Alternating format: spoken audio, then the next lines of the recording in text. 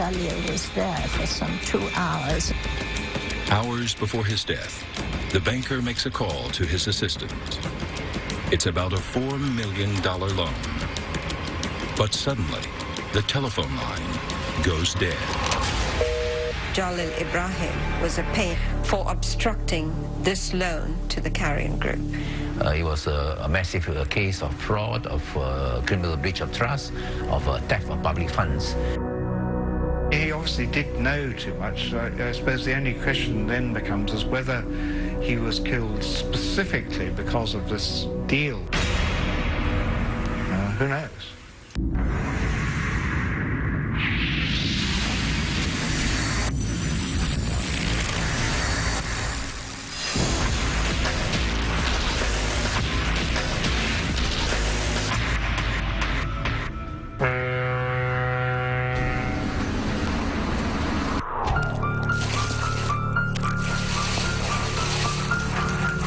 On the morning of 19th July 1983, an old woman makes her way through a banana plantation on the outskirts of Hong Kong.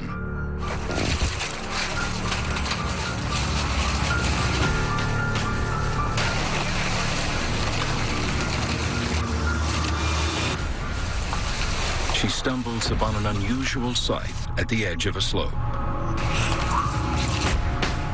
Dumped less than 5 meters from the road, the old lady is horrified to realize that it's the dead body of a young man.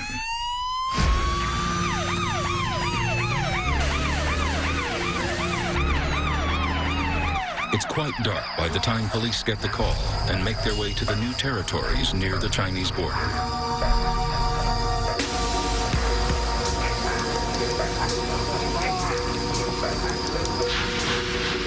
When police examine the body in detail, they find a cord around his neck, suggesting this was no accident.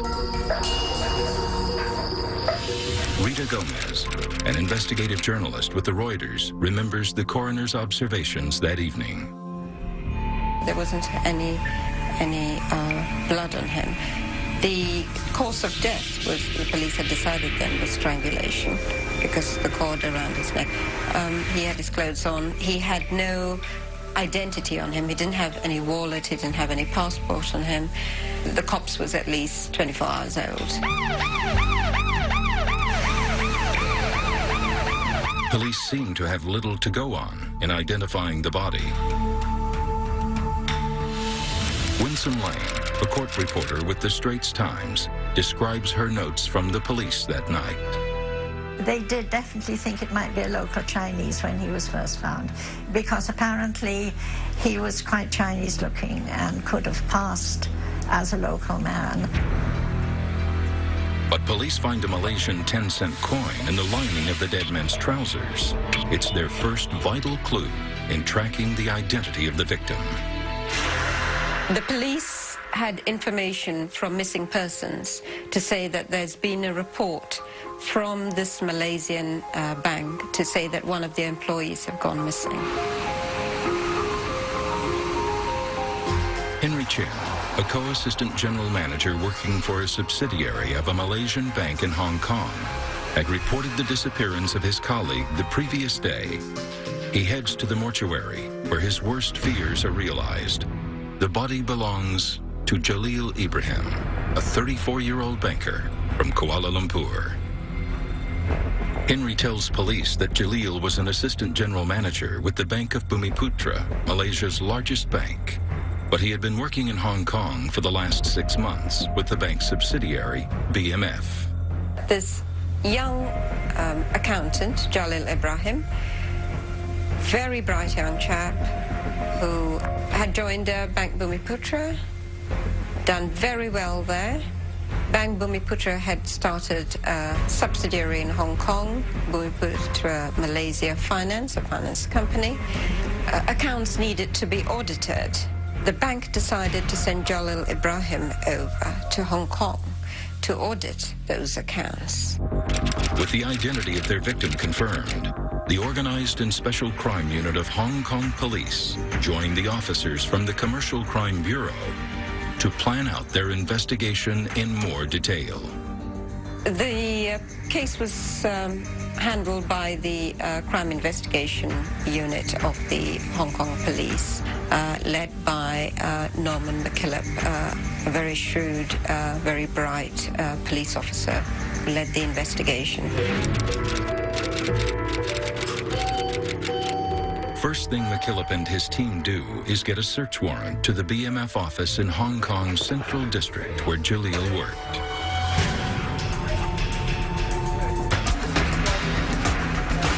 Over the next few hours, the detectives search the office, but they're unsure of what to look for that might relate to the murder of Jalil Ibrahim. Until they discover Jalil's personal diary. As McKillop leafs through the pages of the current month, he finds an appointment penciled in with a well-known Malaysian businessman for 18th July, 1983. The same day, Jalil went missing.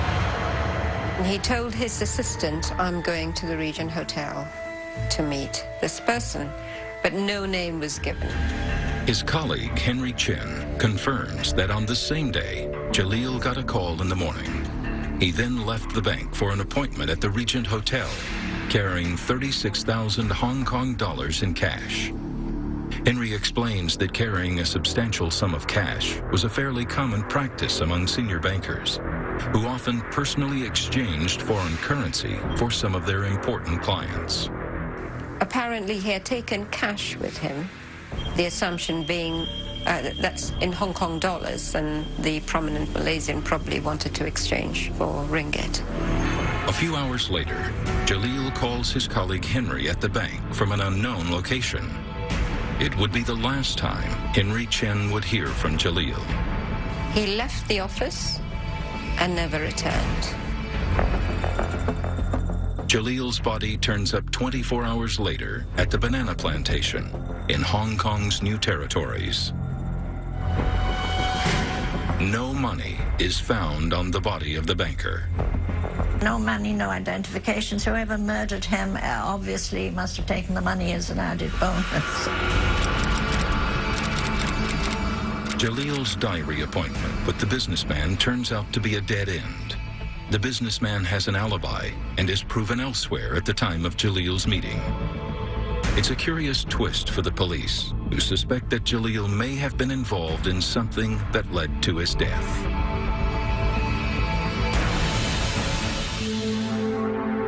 McKillop's team then heads to the Regent Hotel, which is now the Intercontinental in Kowloon, to see if they can place Jalil at the hotel the day he disappeared. There's an outside chance that Jalil may have actually come to the Regent for a meeting as mentioned in his diary. Police also have their own suspicions about the white cord, believed to be the murder weapon found at the crime scene. It could be a belt from a hotel bathrobe. The police took the bathrobe cord back to the hotel.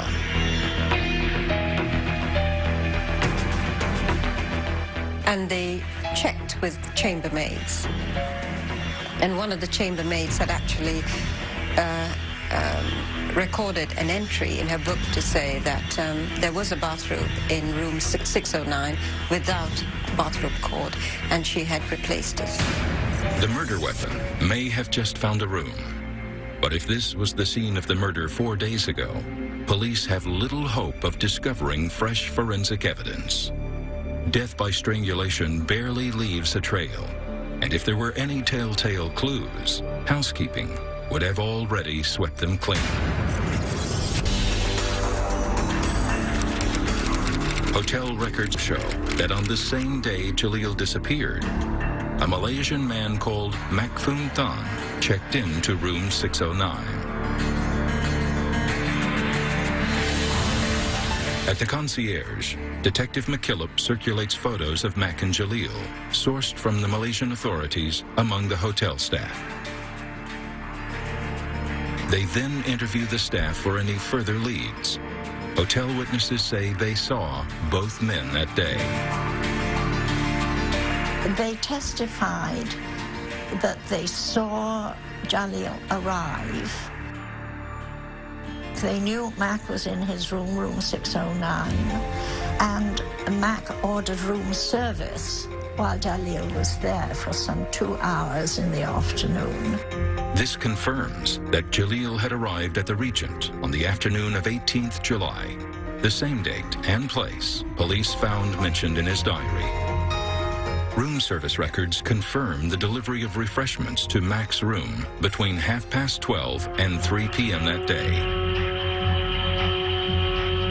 But the real breakthrough comes from one of the hotel porters, who says Mac called him for some assistance later that afternoon on July 18. Mac asked to help him carry out a very large suitcase, which to the porter seemed most unusually heavy, and he couldn't imagine what might have been inside.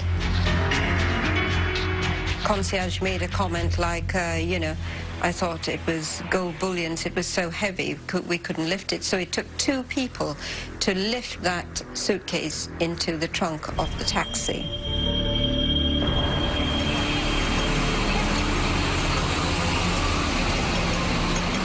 The detectives managed to track down the taxi driver. Everyone seems to remember the man with the heavy suitcase. He said a little Chinese man with a very heavy suitcase at a car hire firm. And the police then went on and investigated there and found that, yes, a car was hired. They discovered that Mac had booked the car in his name and deposited a copy of his passport with the car rental agency. Detectives believe that the contents of the suitcase was not gold bullion, but the body of Jalil, and that he switched from a taxi to a car in order to dispose of the body at the banana plantation. The Hong Kong police cast the net out for Malaysian national Mac Foon Thong. Meanwhile, McKillop's team travels to Jalil's hometown in Malaysia in search for a motive behind his murder. 60 kilometers south of Kuala Lumpur, in the small town of Seremban, Jalil's family home is in mourning.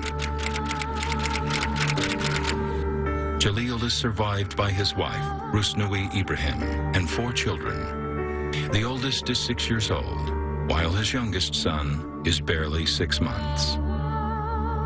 Jalil recalls that a day before Jalil disappeared, he had returned to Hong Kong after an unusually long 10-day leave.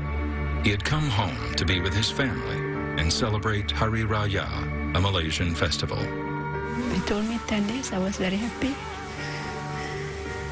He told me he got plenty of work, he got to go back. Rusnui feels her husband's military schooling had instilled a strict sense of discipline in him. He had a head for numbers and believed his calling was in audit work. Jalil had been working for Bank of Bumiputra since 1975, where he joined as an officer and then rose the ranks very quickly to become the head of the bank's internal audit department. He loved his job. He's very dedicated. Down in Hong Kong, they say he's a workaholic. Rusnui reveals that earlier that year in 1983, Jalil had been sent to Hong Kong on a special investigative audit assignment. I suppose he loved doing it, investigating. Has been doing all the years, and he thinks he can do it. Sometimes he volunteers to solve cases.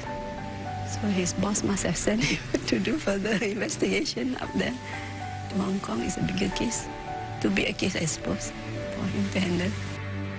The new project in Hong Kong was demanding, but Jalil's wife Rusnui never imagined it could turn fatal. Somebody said he should have a bodyguard, which is not eligible.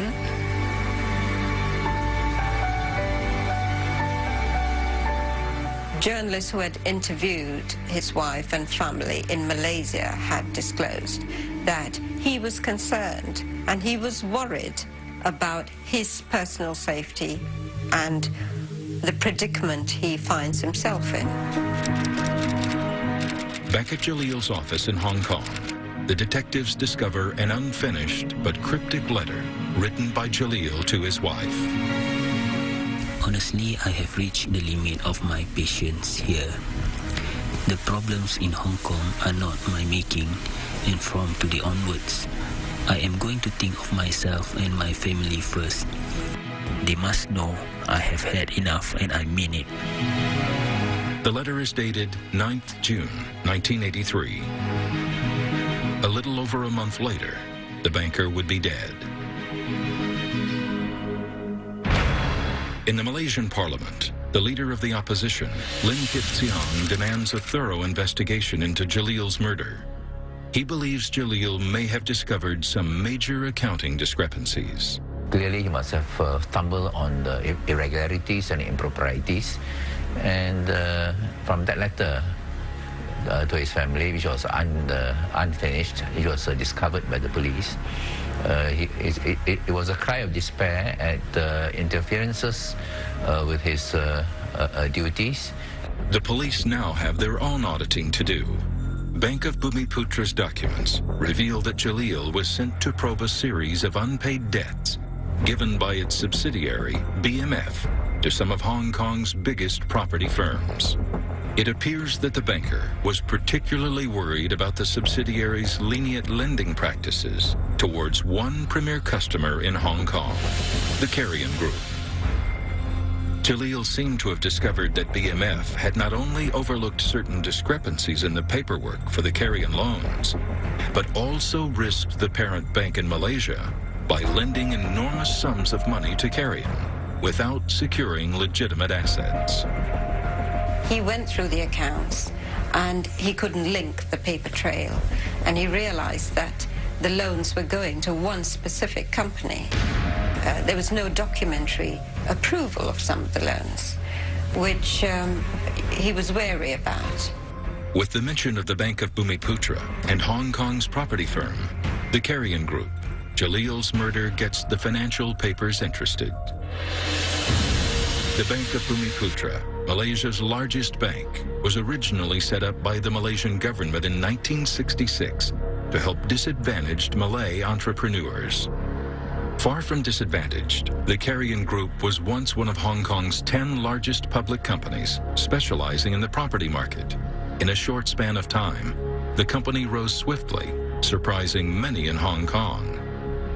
In 1981, it diversified its business and was worth more than $1 billion. Philip Bowring, a financial journalist, explains how in the early 80s, the Bank of Bumiputra lending got controversial when it began investing in ethnic Chinese companies like the Carrion Group through its Hong Kong subsidiary, BMF, to capitalize on Hong Kong's property boom. This all occurred at a time when Malaysia was fairly flush with cash from the oil boom, the second oil shock, 79 really through to 82. The money has to flow somewhere. In Hong Kong, it flowed, as usual, into property, into stock market. We had all these new foreign banks in particular who lived out and they loaned money, often to people that they didn't know much about. Detectives are now convinced that Jalil's murder is clearly related to the questions he raised while auditing BMF's accounts in Hong Kong. But they cannot connect the dots until they find Mak Foon Thong, the man Jalil spent his last few hours with. I did see a photograph of Mak, which reminded me, he was a small man. He was, I think, quite Chinese looking, and he had a beard. He was in his early 30s, I think it was 32 or 33. Very young looking, fresh face. Police discover Mak is a small-time Malaysian businessman who travels frequently between Hong Kong and Malaysia. He is said to have a wife in Hong Kong, who has an apartment at the Mayfair Gardens in Tsing Yi. The detectives suspect this is where Mak may be in hiding, and they prepare for a surprise raid. But a newspaper story leaks the information about the raid on Mak's apartment. It ruins the police's plans. With the element of surprise lost, McKillop's team rushes to Mak's house.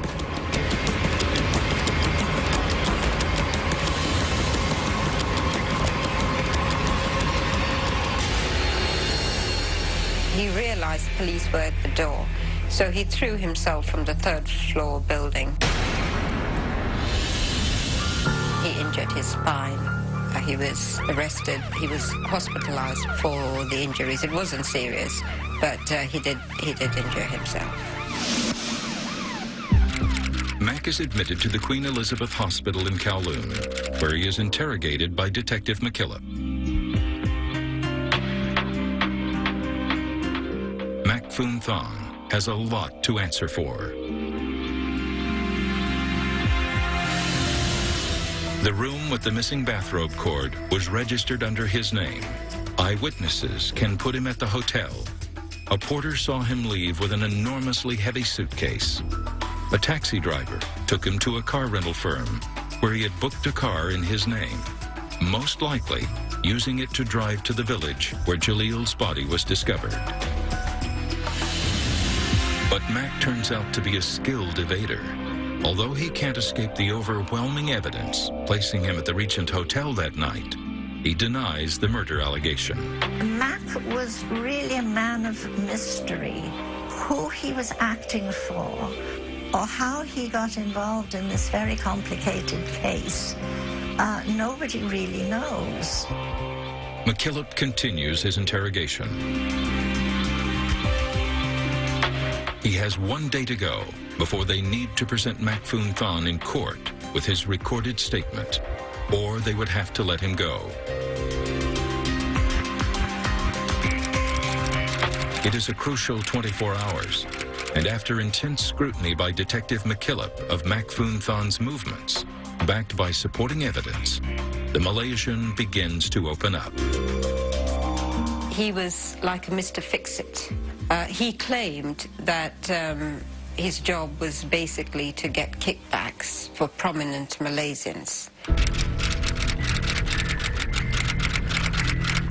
On the third day since Mac's arrest, McKillop finally gets Mac's statement on record. The detective now has slivers of the story, but Mac insists he's just a middleman and didn't kill Jalil. He then surprises the detective by releasing the name of the person who did. I do know that Mac insisted from beginning to last that a Korean man who he called Shim or Shin was the killer. Mac described Shin as a 35-year-old martial arts expert with a round face. He says he was acting on the instructions of the Korean. Shin had asked him to lure Jalil to the Regent. Mac did so by posing as a prominent Malaysian businessman wanting to exchange currency with Jalil. According to Mac, they then headed to room 609 that afternoon, where they had extensive business discussions with Shin. Shin then sent Mac out on an errand. Mr. Shin had told him to go out and buy a suitcase. He left the room 609, went off to buy a suitcase because where the Regent Hotel is, it's a big shopping area in Hong Kong.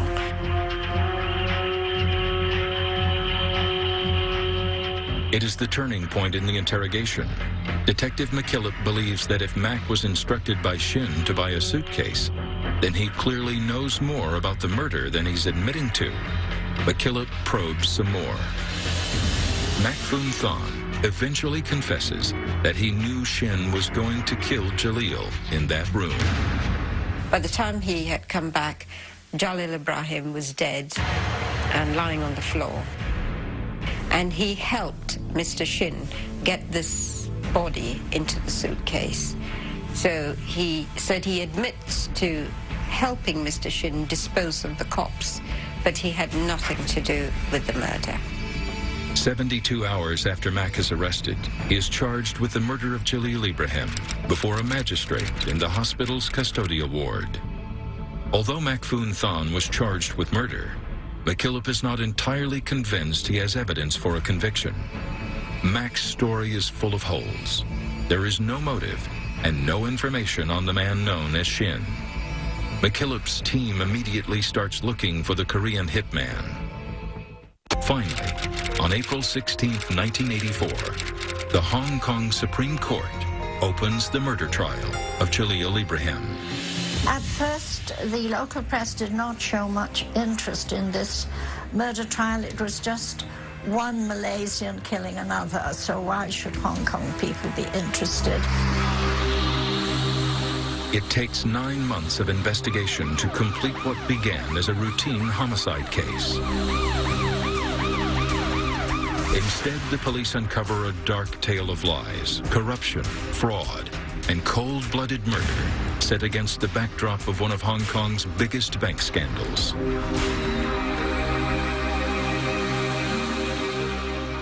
The prosecution shocks Hong Kong with startling speculations about Jalil's murder. Based on Mac's recorded confession, they connect the banker's death to a famous tycoon in Hong Kong. The prosecution makes a case, saying that Jalil was murdered because he was investigating the tycoon's loan dealings with BMF. Suddenly, all eyes are now on what originally seemed like an innocuous murder trial. We had journalists from around the world at this trial because they realized it was the biggest financial collapse in the Far East. The prosecution alleges that the Malaysian Mac Foon Thon was not the real murderer, but a Hong Kong-based business tycoon was the man behind the murder. This revelation stuns the court and the media. Prosecuting counsel Mr. Anthony Duckett told the court that when Mac was arrested, he made a 24-page statement to police in which he alleged that the killing of the victim, Jalil Ibrahim, was ordered by Mr. George Tan, CEO of the Carrion Group. George Tan was a Singaporean Chinese entrepreneur and every Hong Kong banker's favorite success story. His company, the Carrion Group, gained public attention in 1980 with the incredible buying and selling of the famous Gammon House building within the span of 4 months. The group is known to have pocketed a staggering profit of 500 million Hong Kong dollars on the trading of this iconic commercial property, now renamed as the Bank of America Tower. A flamboyant character, much loved actually, because he was a really jolly chap. He is quite a convincing man. You could see people are taken in by him. Even, you know, the best of financial brains in Hong Kong. George Tan built his billion-dollar empire in less than 3 years and diversified from property trading to shipping, insurance, taxi fleets, and restaurants. He ruled his empire from the heart of Hong Kong Island in Wan Chai, where he chose to set up his headquarters, the Carrion Center. But as the company expanded its business, the sources of income got more and more ambiguous. Yeah, Carrion was, certainly created a high degree of mystery about where its money came from. Then by late 1982, Carrion's financial situation seemed shaky. It was borrowing heavily from the market to pump more money in its various businesses. Just a few months before Jalil was murdered, the Carrion Group announced they were facing a temporary liquidation crisis. Simply put, they were running out of money. What few knew was that even at that time, the group's biggest lender was Malaysian-based Bank of Bumiputra's subsidiary branch, BMF, in Hong Kong. It had provided nearly 4.6 billion Hong Kong dollars to Carrion. Well, there's no doubt that if there is no BMF, there'll be no Carrion. And Carrion was a house of cards. It was created by the BMF completely. Carrion was indeed on the verge of a collapse. Its rise was based on speculative trading and the inflated property market in Hong Kong. But when the property bubble had burst and the stock market plummeted, the Carrion Group nosedived as well. The company desperately needed an additional $4 million loan to survive a crash. They turned to BMF for help. Jalil Ibrahim was put in charge of authorizing this loan for Carrion. There was a very key loan that needed to be made by BMF, by which some companies connected to George Tan would get funding and therefore make it look as though Carrion's situation was better than it was. So clearly this was an effort on the part of BMF to prop up Carrion through the back door at a time when it was very much, it was very close to going to the wall. Reams of bank documents produced as evidence in court indicated that Jalil Ibrahim, at that point, suspected something fraudulent in the previous loan dealings between Carrion and BMF. He was unwilling to authorize the additional loan of $4 million without the approval of the parent bank in Malaysia. Court papers show that Jamil submitted his audit report to his superiors at the bank headquarters in Kuala Lumpur, one day before going home for his 10-day leave. Jalil, who was obviously by that stage was exceedingly worried and concerned about the way that money had been loaned to Carrion-related enterprises, wanted to stop it. He wanted the parent company, the parent bank, Bank Bumiputra in Kuala Lumpur, to assist him in giving him the answers that he was seeking. So he was waiting for those answers to all these huge loans that were given out. And sadly, before he got any confirmation, any sort of answers for the questions he had posed, he was murdered. Over the next 40 days, around 75 witnesses and 62 exhibits are presented in court to a 7-member jury. The fatal turn of events that led to Jalil's murder slowly begin to emerge. Prosecutors say that on the morning of 18th July 1983, Jalil Ibrahim left his office at the Admiralty Center to meet a Malaysian businessman at the Regent Hotel. Jalil had no idea the meeting was a hoax and that he was walking into a trap. A little after midday, witnesses saw Jalil meet Mac at the lobby.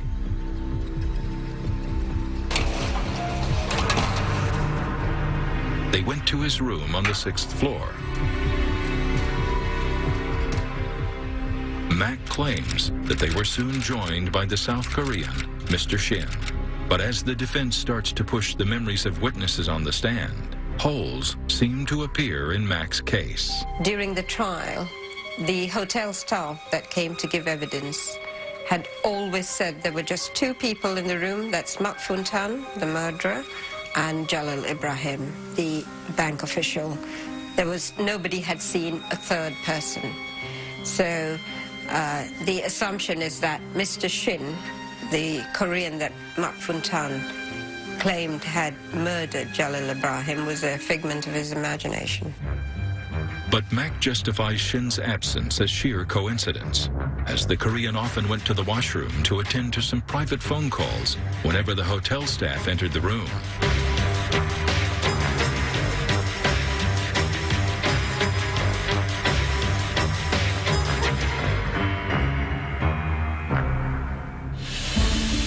Jalil's colleague, Henry Chen, who was the last person to hear Jalil alive, is a scared and reluctant witness in court. He reveals that on the day Jalil went missing, he had unexpected visitors. They were allegedly BMF's premier customers from the Carrion Group, who had personally arrived at the bank to get a $4 million loan approved. Henry was reluctant to process the loan without his senior colleague, Jalil Ibrahim's approval. He requested the duo to wait for Jalil to return. On the stand, Henry Chen recounts how the Carrion representatives, George Tan and his colleague, were in a rush and claimed that they need the approvals within the next couple of hours. They even produce a handwritten note from the BMF chairman, Lorraine Osman, asking Henry to implement the loan immediately. But Henry was still hesitant to proceed. This is when Henry gets a call from Jalil. He explained the situation at the office and asked Jalil to return immediately. But Jalil told him to stall for time, informing him that the BMF chairman wasn't authorized to sanction the loan.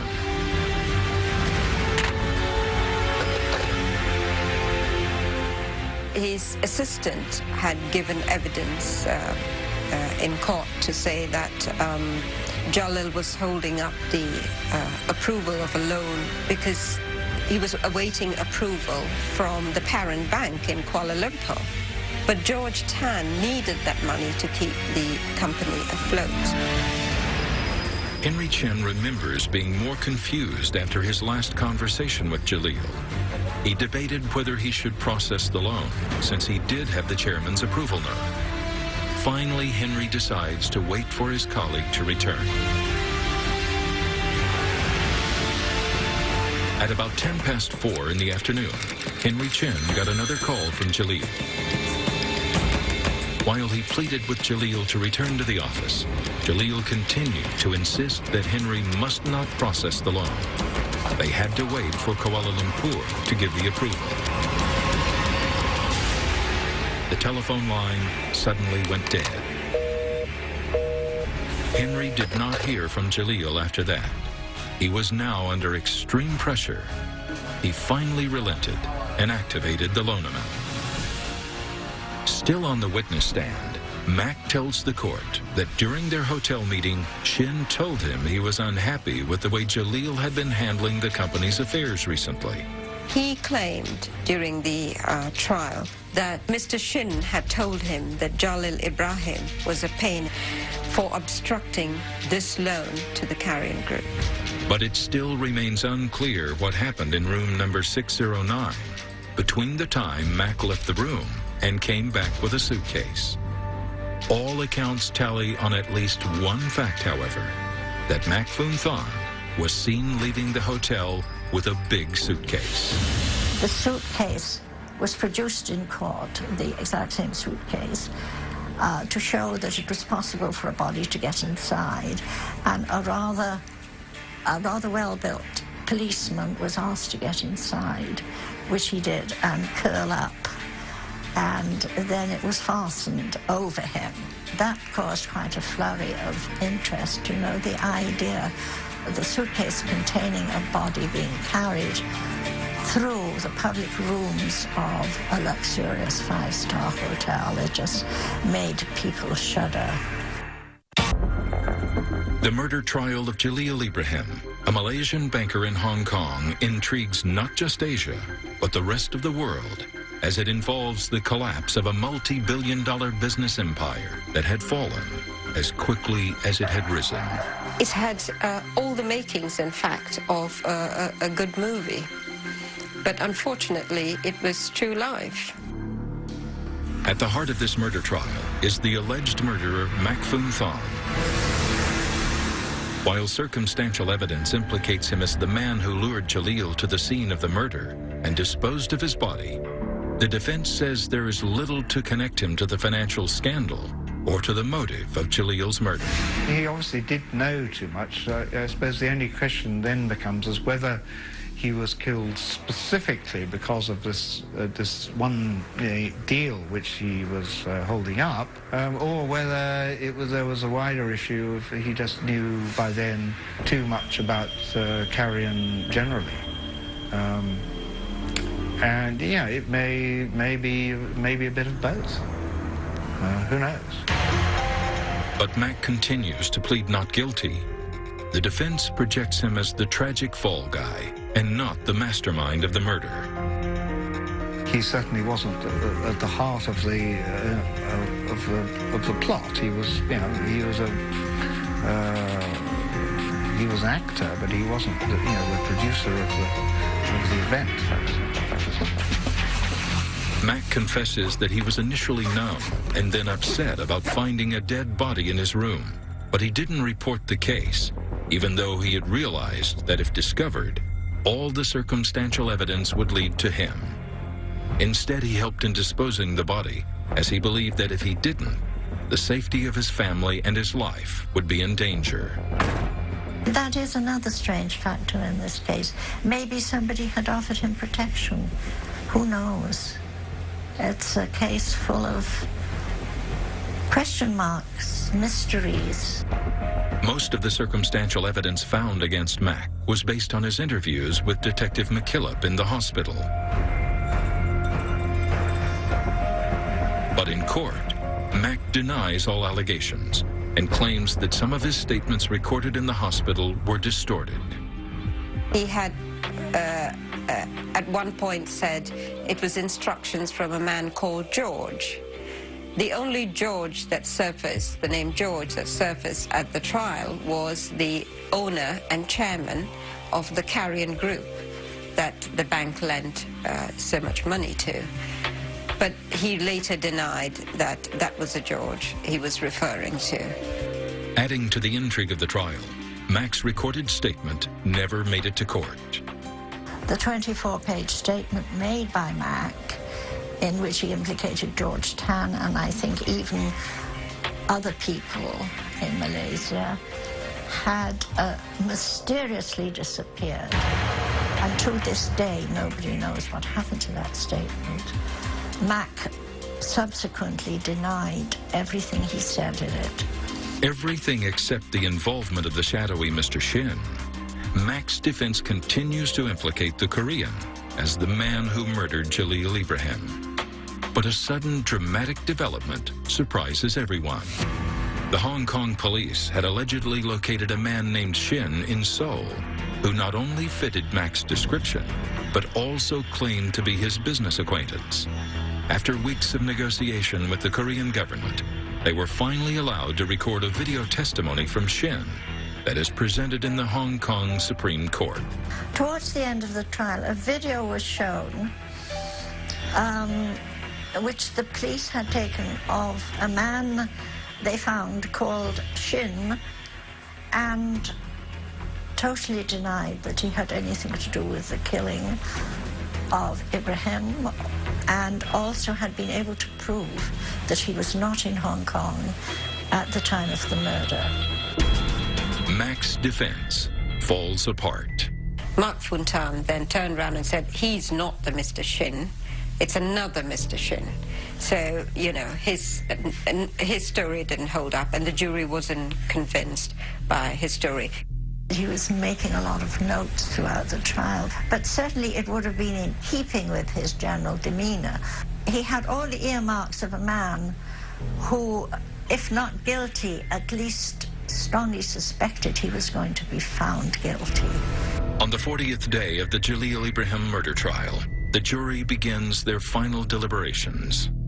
The judge, Mr. Justice O'Connor, he told the jury that they do not need to look for a motive for the murder. If they are convinced that Mark Funtan had carried out the murder, that's sufficient. They do not have to link it to any reason as to why he would have done it. All of Hong Kong waits to hear the verdict.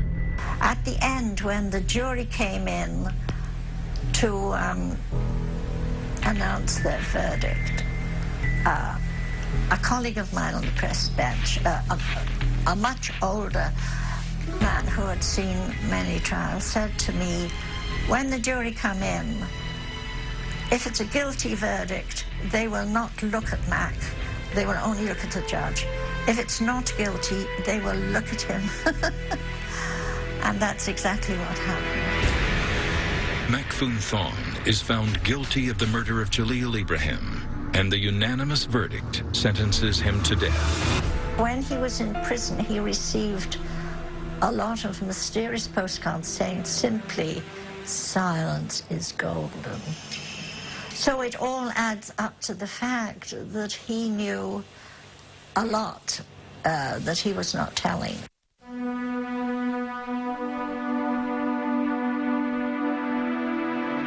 In keeping with the British legal tradition, the Hong Kong government commutes Mac's death sentence to life imprisonment. But Mac's conviction brings little closure to those covering the trial, who were hoping that the verdict might bring the masterminds to justice. We were left with a lot more questions than there were answers to, because we couldn't really connect the motive for the murder. It was clear to the court that there were other people behind him. He was being used, but he wasn't going to disclose who was using him. Legally, Jalil's murder is never linked to the Carrion Company or George Tan, as there is no direct evidence to suggest a link. The best efforts of Hong Kong police were unable to, to get beyond Mac, who seems to have, been prepared to serve his time. So at the end of the day, at the end of that trial, that murder trial, we were left with a body and the murderer, and that was it. But the murder of Jalil, the banker who knew too much, sparks a nationwide investigation into the misappropriate use of funds by the Carrion Group and its leading players. A court inquiry against George Tan and his associates begins in October 1984. Less than a year after Jalil's murder, the Carrion Group crashes with debts close to $1.2 billion. But it is not just the Carrion Group that is investigated. Anyone who had dealings with the company and its owner George Tan comes under intense scrutiny. The case becomes known around the world as the Carrion case and would go on to be the longest criminal case in Hong Kong judicial history, spanning 17 years at a cost of 210 million Hong Kong dollars. This case was actually a mammoth case, not just for the Far East, but for the rest of the world because of the international banks that were involved, and the exposure was US $1 billion by these banks, which included Bank Bumiputra, which included Hong Kong and Shanghai Bank, which included Deutsche Bank, which included Barclays. Everybody seems to have exposed themselves to this company because they believed this man. BMF, Hong Kong's deposit-taking company of Malaysia's Bank of Bumiputra, is among the worst-hit international banks that was involved with Carrion. In a span of 2 years, they are shown to have lent the Carrion Group nearly $600 million in mostly unsecured loans. Some of the top BMF officials are also investigated by Hong Kong police. Lorraine Osman, a non-executive director of BMF in Hong Kong, is held responsible for malpractices between the bank and Carrion's loan agreements. Hashim Shamsuddin, the director of BMF, is thought to have received attractive consultancy fees paid into his own company by none other than George Tan. Both are charged with financial corruption. Lorraine and Hashim flee to London following the case. But in 1986, Shamsuddin is arrested and extradited to Hong Kong and sentenced to 10 years in prison. Lorraine Osman spends 7 years in the English prison system until finally being extradited to Hong Kong, where he serves only 2 months in jail. George Tan is brought to trial twice, in 1986 and 1992. In a case lasting more than 4 years, the charismatic George Tan, leader of the Carrion Empire, finally pleads guilty. He is charged with conspiracy to defraud, and in 1996 is sentenced to 3 years in Stanley Prison. It was the biggest financial scandal in the Far East. But unfortunately, all the trials that have not been able to establish the actual motive for the murder of Jalil Ibrahim. It was a massive case of fraud, of criminal breach of trust, of theft of public funds. And as to who murdered Jalil, I think this remains unanswered, unresolved murder. There are tremendous ramifications for this case, only a small part of which has ever been revealed. And who knows, perhaps in course of time, we shall learn the whole truth. But at the moment, we certainly do not. For Rusnui, the wife of Jalil Ibrahim, the unresolved mystery of her husband's murder will always be a painful memory to live with. But she chooses to reflect on her husband's death with a sense of pride. I can say I'm proud of him because he died of a good cause. The case is considered closed, isn't it? I suppose it's closed. I also do not want to get involved. Things won't change.